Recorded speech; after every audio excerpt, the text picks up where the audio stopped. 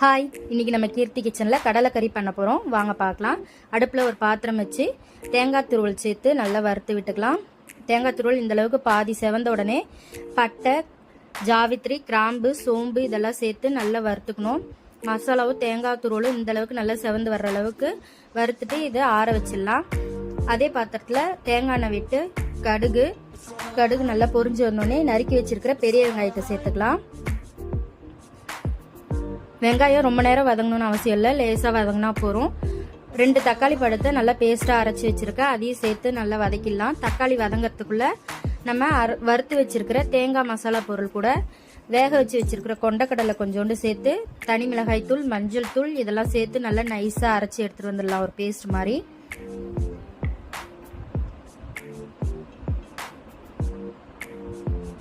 இப்போ நம்ம வெங்காயம் தக்காளி நல்லா வதங்கிருச்சு. இந்த அரைச்சி வச்சிருக்கிற பேஸ்ட்ரி சேர்த்துட்டு ஜாரில் ஒரு 1/2 டம்ளர் தண்ணி விட்டு அதையும் அலம்பி விட்டுடலாம். விட்டுட்டு இது ஒரு 5 நிமிஷம் நல்லா வதங்கி வரட்டும். இப்போ இது நல்லா வதங்கிருச்சு. தேவையான அளவு உப்பு சேர்த்துட்டு வேக வச்சு வச்சிருக்கிற கொண்டக்கடலையை அந்த தண்ணியோடு சேர்த்து இதில் ஊற்றிடலாம். தண்ணி கொஞ்சம் தேவைப்படுது, ரொம்ப கெட்டியாக இருக்குது. இன்னொரு 1/2 டம்ளர் நான் தண்ணி சேர்த்துக்கிறேன். சேர்த்துட்டு இது நல்லா ஒரு 10 நிமிஷம் கொதிக்கட்டும். அந்த மசாலா கொண்டக்கடலையோட நல்லா சேர்ந்து கொதி வரணும். ஒத்தாப்பில் கலரி விட்டு ஒரு 10 நிமிஷம் வச்சிடலாம். இப்போ பாருங்க நல்லா கொதி வந்துருச்சு. நம்ம நறுக்கி வச்சிருக்கிற கொத்தமல்லி தழையை இது மேலே போட்டுடலாம். நம்மளுடைய கடலைக்கறி சூப்பராக ரெடி ஆயிடுச்சு. நீங்களும் இதே மாதிரி ட்ரை பண்ணி பாருங்கள். ட்ரை பண்ணி பார்த்துட்டு சொல்லுங்கள். தேங்க்யூ.